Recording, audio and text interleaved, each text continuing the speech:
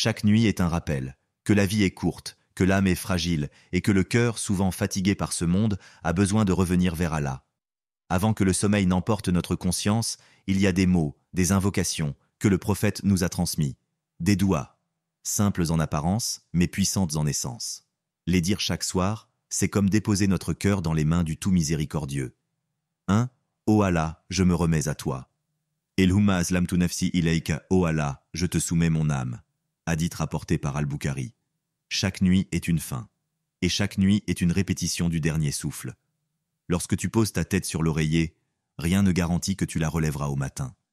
Ce simple geste, quotidien et banal pour certains, est en réalité un acte profond de foi, de confiance et de fragilité. Il est un moment où le croyant réalise que malgré ses efforts, ses ambitions, sa maîtrise apparente du monde, il n'a aucun pouvoir sur l'instant suivant.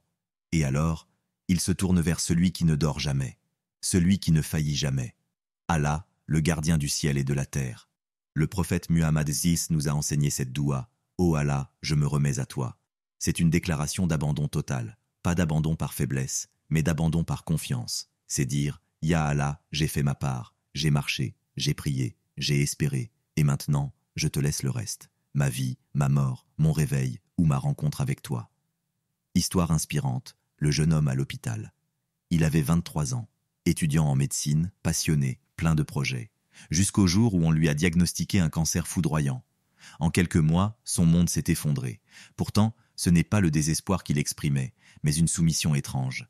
Ses amis racontent qu'il répétait souvent cette doua la nuit, sur son lit d'hôpital. Une infirmière témoigna un jour. Il m'a dit « Je sais que je vais mourir, mais ce n'est pas grave. Je me suis remis à Allah, et j'ai une paix que rien ne peut voler. » Et en effet, la nuit où il est parti, son visage était apaisé. Ses parents ont dit « On aurait dit qu'il dormait dans la tranquillité du paradis. » Verset coranique associé, et quiconque remet sa personne à Allah tout en étant bienfaisant, alors il tient ferme à l'anse la plus solide. Sourate Luqman 31-22. Ce verset est un rappel puissant. Le lien entre toi et Allah n'est jamais fragile, à condition que tu lui confies ton être avec sincérité. Ce lien, cette anse solide, ne rompt pas dans les tempêtes de la vie. Elle te tient quand tout s'effondre. Mais que signifie réellement se remettre à Allah ? Ce n'est pas seulement une invocation, c'est une posture intérieure. C'est dire « Je ne comprends pas, mais je te fais confiance ». C'est s'endormir sans anxiété, car le protecteur veille. C'est cesser de porter seul ce que seul Allah peut porter. C'est vivre avec une légèreté spirituelle, parce qu'on a cessé de lutter contre l'inévitable. Question introspective. Et toi, dans les moments où tout échappe, est-ce que tu lâches prise ou continues-tu à vouloir tout contrôler ? As-tu appris à tout remettre entre les mains d'Allah, même ce que tu ne comprends pas ? Nous sommes souvent des cœurs en résistance. Nous planifions, nous anticipons, nous craignons.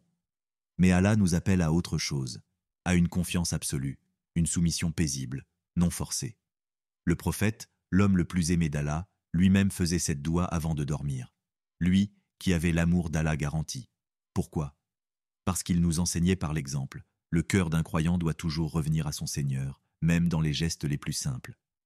Imagine ceci, tu termines ta journée. Le monde s'agite, le silence s'installe, tu fermes les yeux et tu dis « Ô Allah, je me remets à toi ».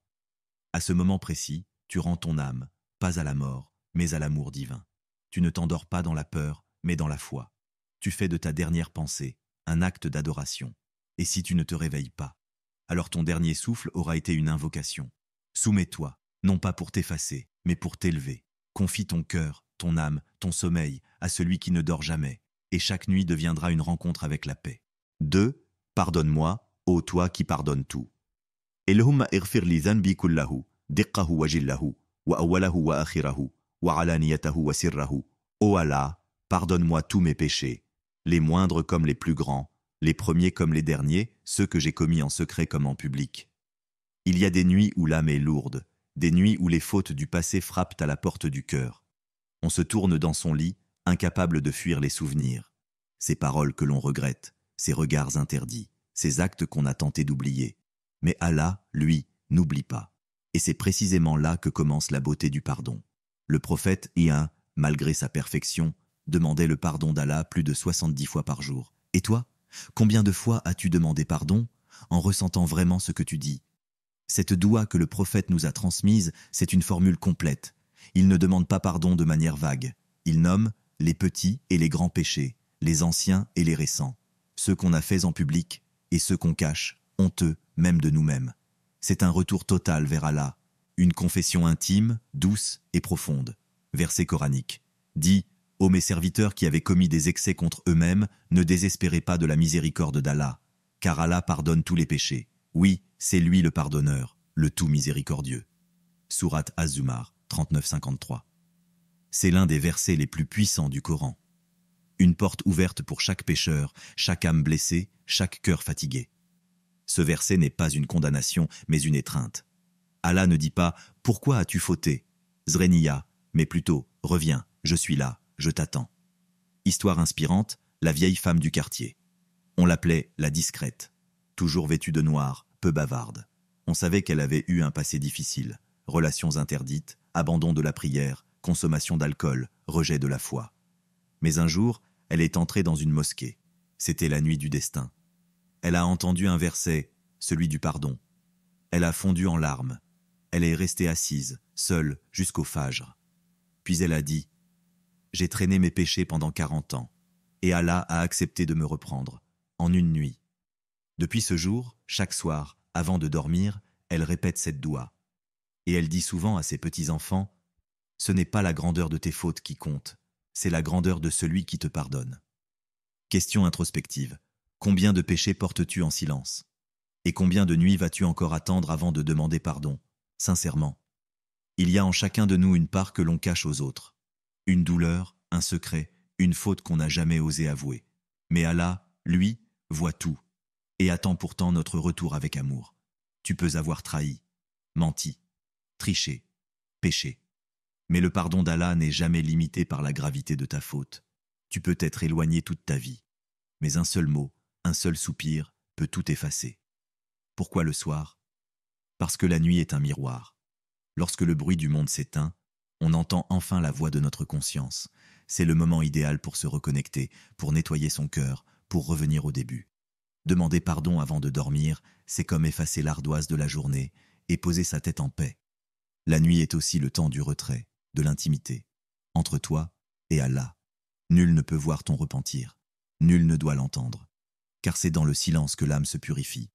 Et si tu te dis « je ne mérite pas le pardon », alors rappelle-toi de ce hadith qu'Allah révèle dans un hadith Qudsi, « Ô fils d'Adam, si tes péchés atteignèrent les cieux, puis que tu me demandes pardon, je te pardonnerai sans te tenir rigueur. » Ne te juge pas plus sévèrement qu'Allah lui-même. Il connaît ta faiblesse. Il t'a créé imparfait, justement pour que tu apprennes à revenir. Faire cette doua, c'est reconnaître sa fragilité, accepter ses erreurs, et surtout faire le choix de l'espoir plutôt que de la honte. Il n'y a pas de honte à tomber. Il y a seulement du mérite à se relever avec sincérité. Avant de fermer les yeux ce soir, murmure cette doua, même si ta voix tremble, même si tu as honte. Car Allah ne regarde pas seulement ce que tu dis, il regarde le cœur qui ose revenir, et chaque retour sincère est honoré par son amour. 3. Place ma confiance en toi. Allahumma inni wada'tu jambi wa bika arfa'uhu. In amsakta nafsi faghfir laha, wa in arsaltaha fahfadha. Ô Allah, je pose mon flanc en ton nom, et c'est par toi que je le relève. Si tu prends mon âme, pardonne-lui. Et si tu la renvoies, protège-la. Il y a un moment dans la nuit où tout devient silencieux. Le monde dort, les villes s'éteignent, les réseaux se vident.